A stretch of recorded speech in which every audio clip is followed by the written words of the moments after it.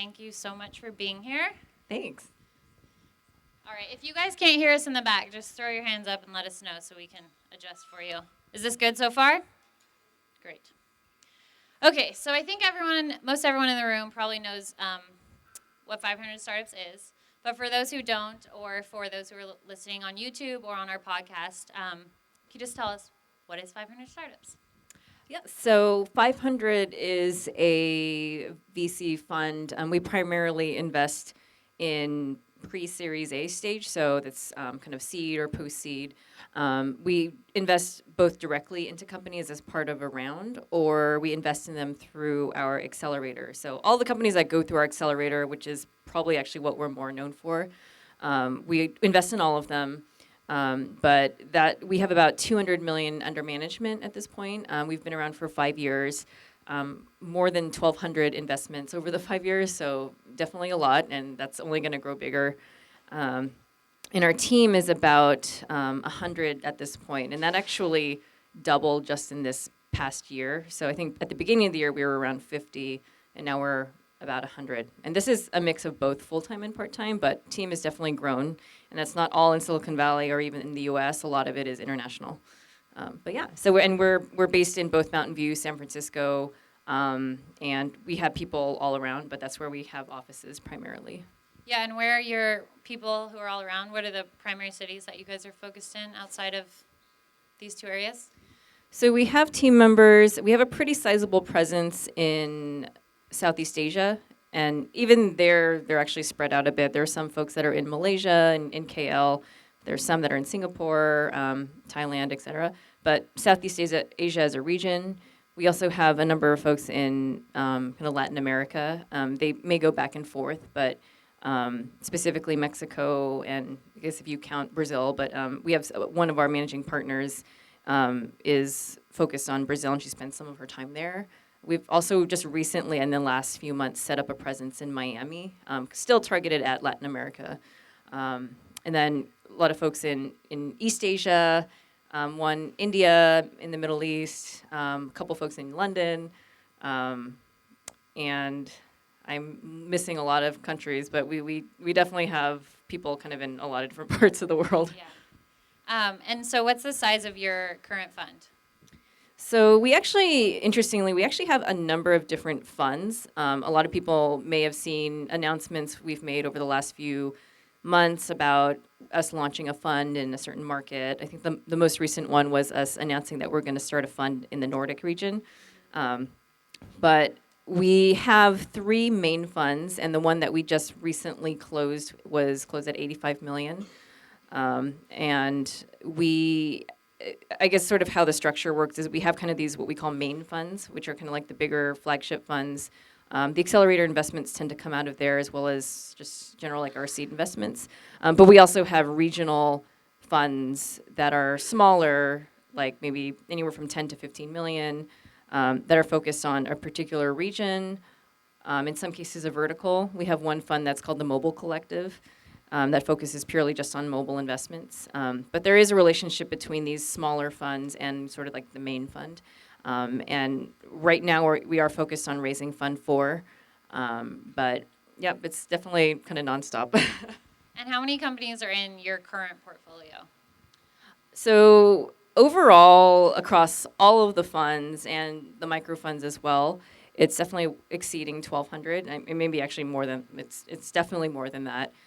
In the current fund right now, or Fund 3, which we just closed, I think it's definitely exceeded 600. So we invest in a lot of companies, and I think with Fund 4, we're anticipating it'll not actually drastically increase. So we're not going to go invest in 2,000 companies or anything like that, but it'll probably be around like 500 to 1,000. Awesome. So you're currently in batch 15. Yes. And so that was starting in November, right? October, yeah. October. So then you just announced applications for batch 16 as well, which are now open. But before we get to that, can you kind of just tell us about batch 15? What does that look like? What's changed over the years, or just any stories that you have for this year's batch that are exciting? Yeah, so we are on our 15th batch in Mountain View. So we run batches in both the Mountain View and San Francisco office. So it basically, the next batch, which kicks off in January, will be in San Francisco. Batch 15 is really interesting because it's our largest batch ever. We're, I think, 40 companies. Batch sizes have usually been around 30-ish or so. But we are now kind of trying to push the envelope a little bit, so we accepted about 40 companies. And it's definitely a wide range of verticals and business models. We tend to have a preference for companies that have a very simple, clear way of making money. So either there's transactions or it's a marketplace, SaaS.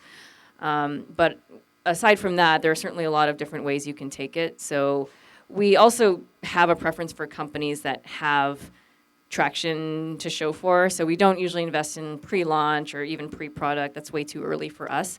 But companies that have launched, have a product, have several months of data, and they are in a position to kind of improve that and figure out how to grow their business, that's kind of best suited for us. So some of the examples of companies in batch 15. So there's one company that's doing, it's a very interesting business. Like they help you essentially pay your parking ticket and any kind of like fees that you get through, like my parking ticket is probably the one thing that comes to mind, that it's really annoying. And on the consumer end, it's really painful because you get something in the mail and you lose it and you get charged over and over. But actually for the city, it's a huge loss in terms of revenue, in terms of unpaid parking tickets. So they actually have hacked a lot of things to make it doable online. But that's an example of a company. I need to know that. Oh, yeah. So the company is called Drivio, and they're interesting because they actually bootstrapped their way this entire time, haven't raised money, doing actually very well in terms of revenue.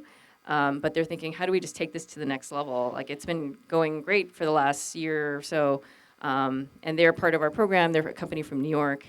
So that's one example. Another is a company that very, very different space. They are helping with kind of postpartum care for new moms, trying to help create kind of better offerings or services for mothers who are going through like not postpartum depression per se, but just the postpartum period in terms of like nursing, breastfeeding, their newborns, et cetera. There's also a lot of SaaS companies. There are a number of B2B companies in this batch, as well as others that are in either consumer-facing or not. Those are just two that I thought of. But yeah, it's definitely very diverse, and a lot of different types of business models as well. Cool, and batch 16. So you guys just announced that applications are open for the January start time for spring. So what do you guys, tell us about that a bit, and then what are you looking for next? Do you have a focus for batch 16 or? So batch 16, I think, our general investment criteria it still applies. And then, like I mentioned, we do like to see companies that have a very clear business model and have some amount of traction. In terms of the types of companies, the whole batch is not going to be focused on this particular vertical, but one thing that we're starting to kind of introduce, and batch 16 will be one example, is having some kind of little pockets of specialty. So it won't be a different program. It won't be like these companies are siloed off from the rest of the batch, but we do want to try to encourage certain companies of certain verticals. So we maybe bring in speakers or mentors that are targeted at that vertical. So for batch 16, one of those examples is fintech. We do have somebody that is going to be sort of leading the charge on that particular specialty. But whether it's payments or mobile payments or like another example could be something in like the insurance space or banking or whatever it is, fintech. If you're doing something great in fintech, then something you might want to consider. Okay, so backing up a little bit, I want to talk about your background and how you got here in the first place. So you were at Google and YouTube, and what gave you the VC itch in the first place, or the startup itch maybe it was first, or how'd you get here? So I think like where it initially began was probably like 2004, 2005, and I think a lot of it was I started reading like various blogs. There weren't a ton of VCs that blogged back then. I think Fred Wilson was probably one of the only ones. But definitely reading about like his insights, and this was at a time where VCs just, he was probably one of the first VCs to be so open with like his investment strategy and how he was thinking about startups. But I think from that, I became very interested because I thought of venture capital as being able to work with very early stage businesses, help them build their product. And during my time at Google, I had a lot of interaction with startups, mostly from, my vantage point was them using our products and helping feature them. But to me, it was really fascinating. I actually didn't even think about the investment side of things, which I think is something that's a big actually part of our strategy in terms of who we hire. But for me, it was quite fascinating to see, like, that was my perspective on VC. And so a lot of folks know Dave, who's my partner, business partner at 500, and he's someone that I had met when I was at YouTube through the same context of startups. This is probably back before people knew, before Dave was Dave. And he was someone that I'd met when I was working at YouTube through a startup that we were both working with. And we kind of kept in touch, and I think in 2010, that was sort of when I decided that I was ready to leave Google. I didn't really know what I was going to do. I kind of had thought of VC as something that might have been sort of down the road. So I was trying to figure out what I wanted to do. Dave was one of the folks that I'd met up with in terms of like getting advice and thoughts on like, what should I do? And timing-wise, it worked out really well because he was starting to think about raising a fund and potentially other ideas around it super, super early. And, one thing led to another. We had a lot of conversations. And then a few weeks later, I put my notice in. I left. And then jumped into what is now 500 5 years later. But definitely didn't know that 500 was going to be where it was, where it is now. But it's been a very interesting experience in terms of funding startups as well as being a startup ourselves. So. And you never thought you'd work side by side with Dave. So how is that? I mean, one would imagine it's quite intense and inspiring and entertaining. And you guys have different personalities, but how does it work and how is that? Yeah, so we are very, very, very different in many, many ways in terms of how we operate and just kind of skill set. But in a lot of ways, we're actually very similar. Jokingly, like sense of humor is probably pretty similar. So I'm actually pretty lowbrow in terms of my humor, as is he. So it works out great, and we don't offend each other. But I think that it's actually very complementary. So I tend to be probably a lot more looking for trying to organize things and bring a lot of structure and try to figure out how we make things scalable and whatnot, and making sure that the team is kind of optimized to run efficiently and whatnot. And Dave is, it's sort of something that he definitely agrees with. It's not necessarily his strong suit, and even for me, like neither of us have run a fund of this size or at all. So it's definitely for us like very new, and neither of us have run a company of this size either. So, and I'm sure many founders are out there going through the same thing. You kind of learn as you go, and sort of like that analogy of you're jumping off an airplane, building a parachute as you go down the hill.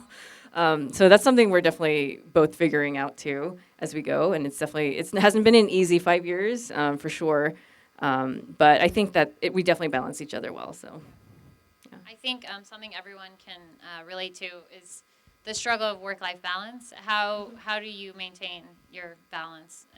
I know that you have things in life that you like to do, and you're a mom and you have 2 kids. So how do you balance that? I think I've thought about that a lot, and I think this topic is definitely very top of mind, especially with the topic of like women and moms working, and there's tends to be kind of some stigma around it in terms of the type of discussions that are in public. I think that the term of balance is probably actually not the best term to use because nothing is ever balanced and it's very subjective. I think I have balance in some ways, and someone else might think you are not balanced at all. So to me, it's just more juggling, I guess. Because there are going to be times where I'm spending much more time with work, and then there are times where I'm spending more time with my kids or my family, and it's really just juggling act. And I think a big part of it is figuring out how they can integrate with each other. So there've certainly been times that because our management team, the four of us, we are all in different time zones all the time. It is very hard to coordinate meetings with each other. So sometimes they happen at very strange hours, like right during bedtime when my kids are going to bed, like at 7 or 8 o'clock at night. And I take those calls, and kids are running around naked after bath, but it's fine. I think our team is very, very accepting of it. I think a lot of that comes from Dave and myself wanting to be more inclusive, regardless of personal situation. But it's definitely something I try to figure out. And I realize that my actions also. And I think you think about this as a founder, like what you do kind of sets the tone for the rest of the company. So whether you have kids or not, I don't think it matters. But what I've tried to do is tried my best not to say respond to emails at 1 in the morning. Even if I'm awake, I just try not to do things like that, because then people think, oh, she's responding to emails really late. I need to do that too, or and that's just not necessarily the environment you want to create, where people feel like they have to kill themselves and be up at 1 in the morning responding to things. But so it is something I'm definitely trying to balance, or I use the term balance or juggle myself. But some of it is sort of like carving out time for, say, your family or your own just yourself disconnecting. And I think this is definitely an issue, whether even for parent, non-parent, like people who aren't parents. There's certainly a lot of tension around how parents have that type of ability to balance their lives, but it certainly applies to folks who don't have kids. And I do think that, last point I'll make on that is, I do think it's something that should be top of mind as you're building a company, especially as it grows, because understandably running a startup is very difficult, and you have to be willing to put in the blood, sweat, and tears. But there is sort of this contradictory attitude where there's a lot of talk about founder depression and burnout and how you shouldn't keep it bottled up. And there have been, tragically suicides and, with founders over the last few years.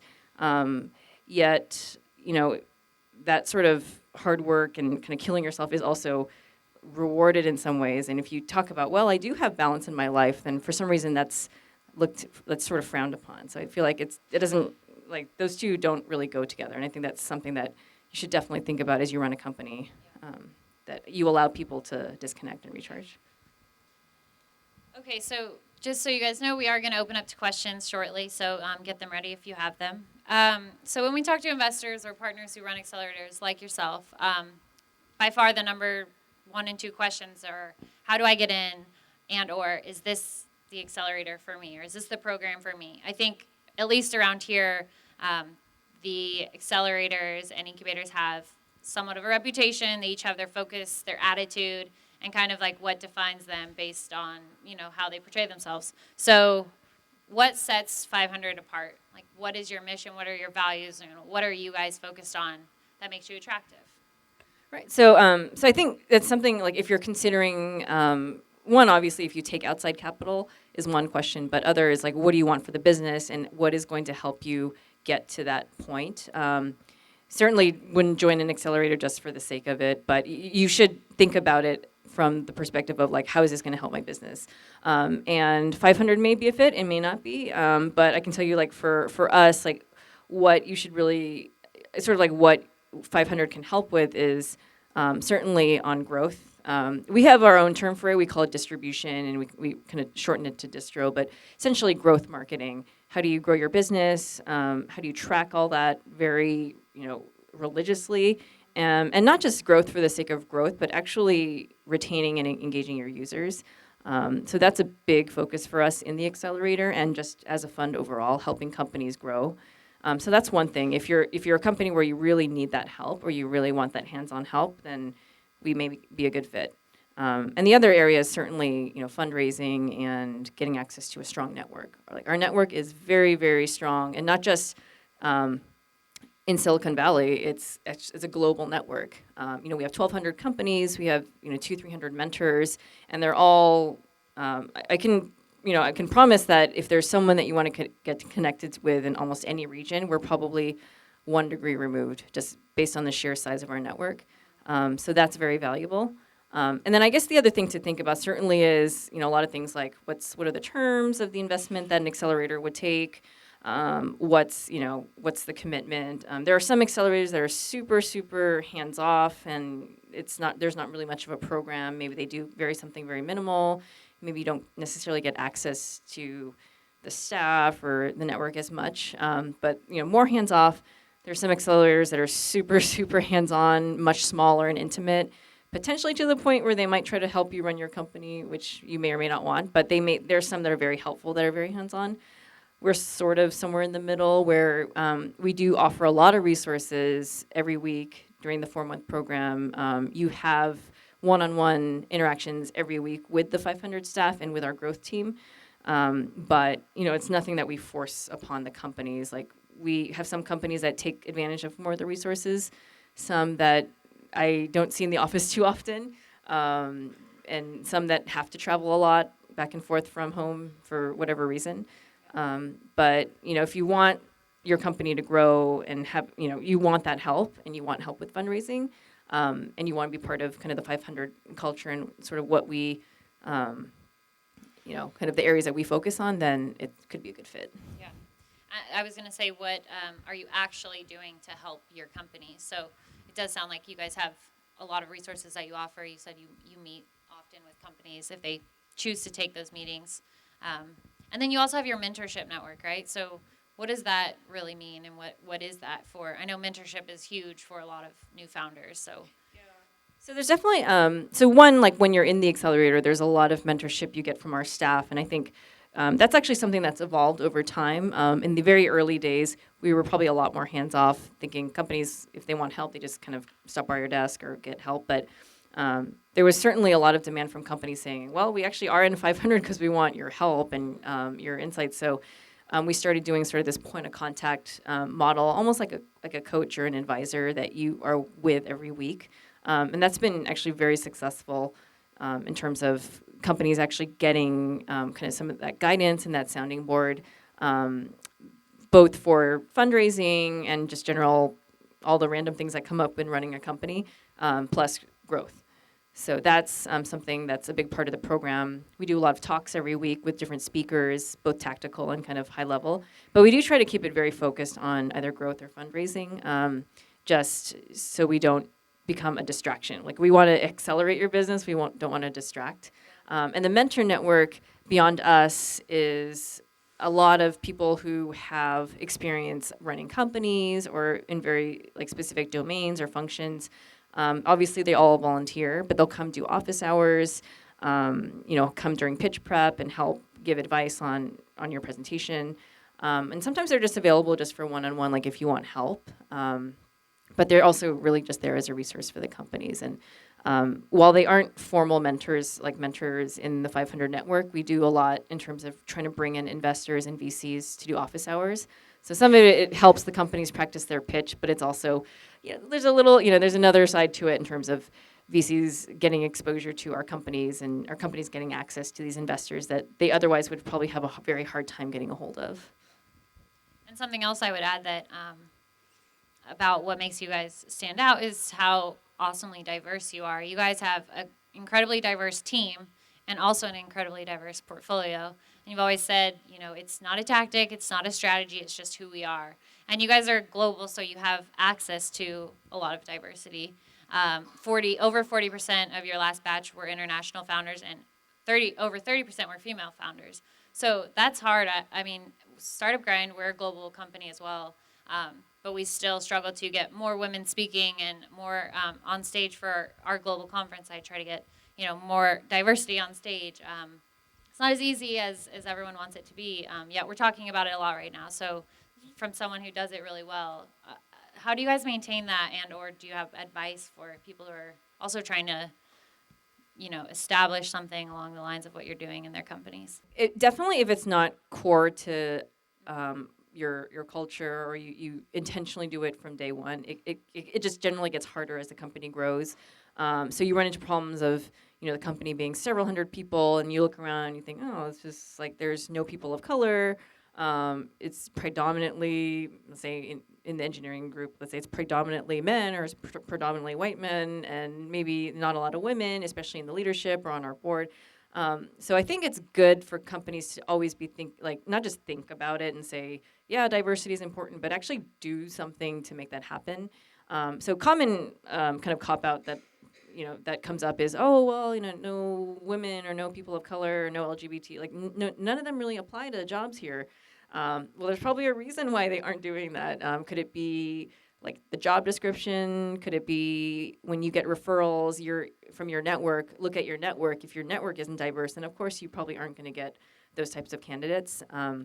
So a lot of it does have to come down to being very proactive, like seeking out, going, one is, starting to develop your own network of diversity, and not just for the sake of it, but think of it as it's actually a huge advantage to have those perspectives on your team. Your business will operate a lot better if you have these different, perspectives, and, connect with people who kind of aren't in that, the same in different demographics or even geographies, or age is another thing in terms of lack of diversity, but kind of seeking out those types of people in your network, going to organizations that help have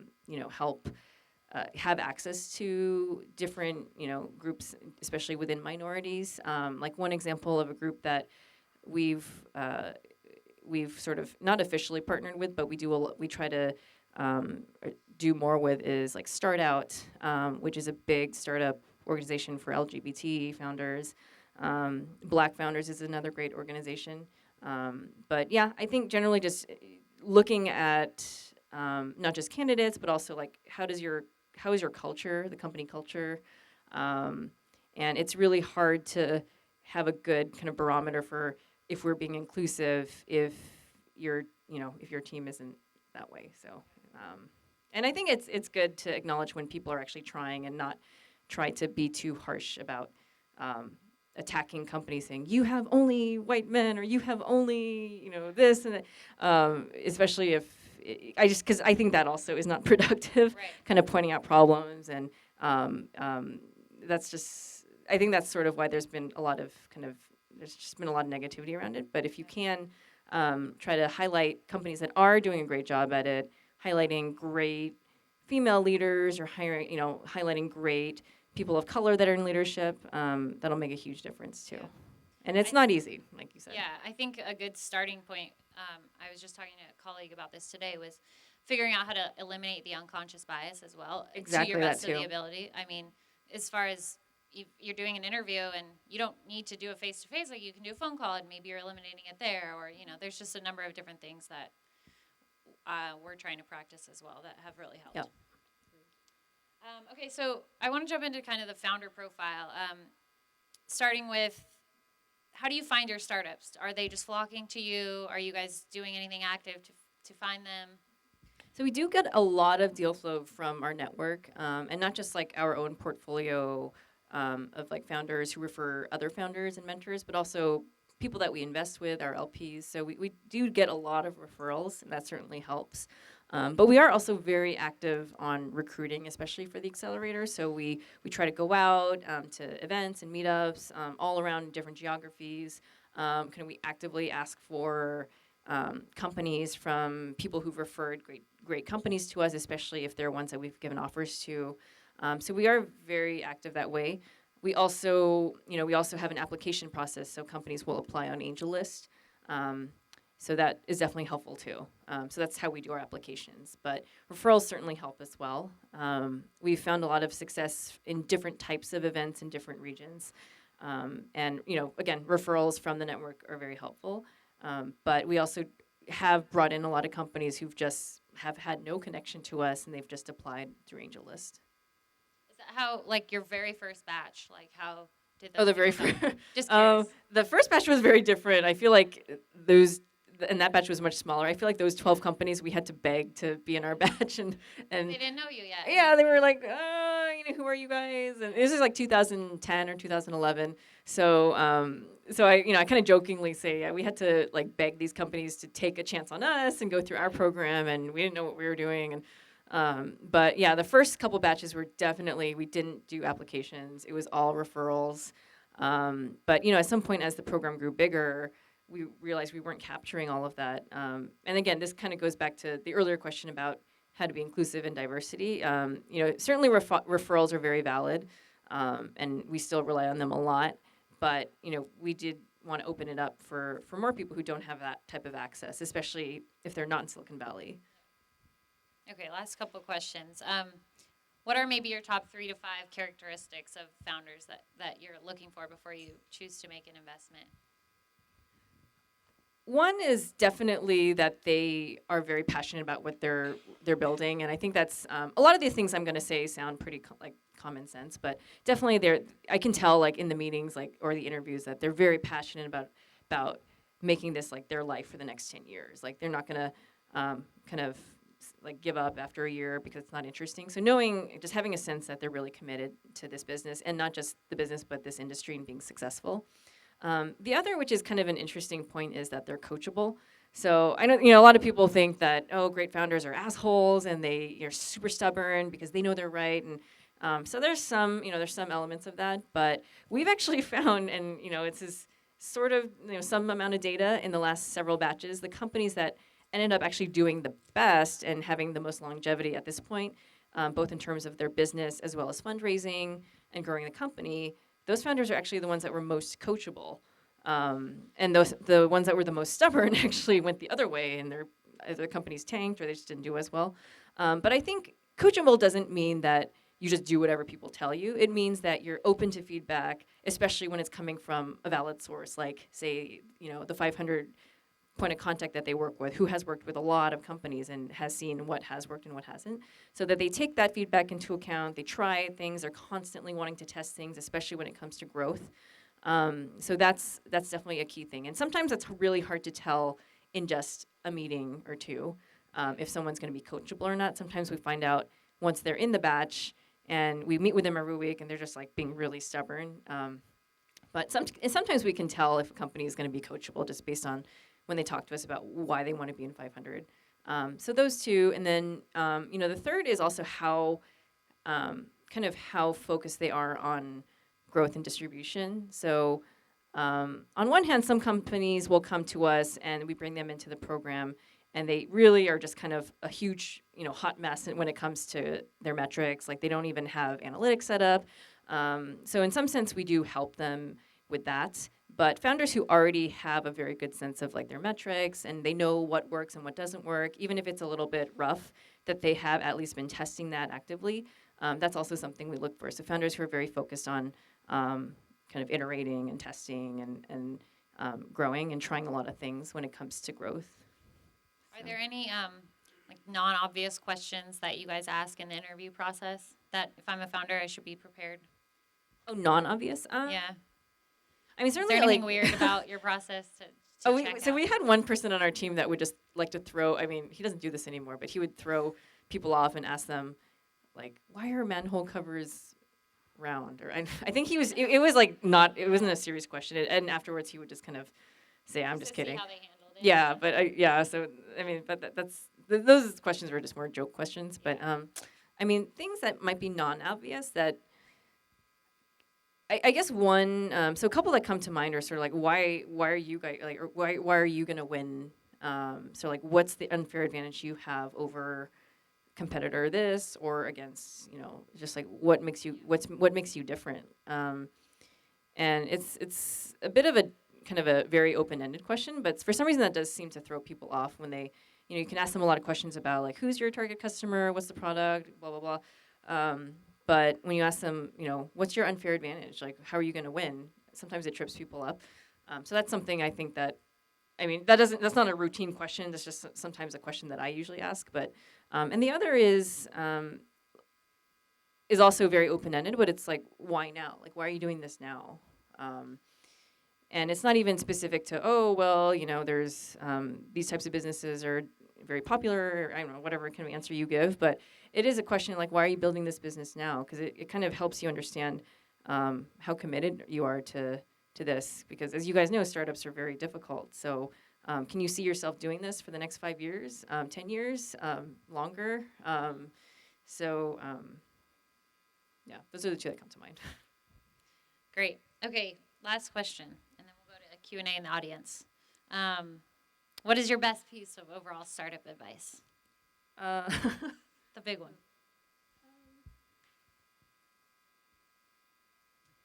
I think one thing that I will, I guess one thing that I'll probably say, and it's not what I would usually say, but one thing that comes to mind is, in terms of startup advice, is you can always start fresh tomorrow. So I think, there's always like as a founder, and CEO, you're going to run into so many different problems, whether it's like your things aren't going well with the business itself, like you're not getting new customers, you're not making money, someone pulled out of a partnership or someone pulled out of a deal. Fundraising is always hugely stressful. One of the hugest stresses is also your team and just people, or even just sort of like if you're so successful to the point that your company is growing and you're hiring a lot of people, kind of that actually just presents even more problems. Even if your company is now 50 people and going great from the outside perspective, there's just more problems that come up. And you also have that challenge of making that transition from being maybe very product focused to now being more kind of running a company, running people, recruiting, firing people. So that can be tough. And every day, like at least for me personally, sometimes, some days are so rough and I come home, I'm just sort of like I'm just exhausted. But, it's, if you think about like every day is something, every day is something fresh, and not feeling like certain problems, like the world is over because of this hire isn't going well, or we aren't able to hit our targets in terms of fundraising.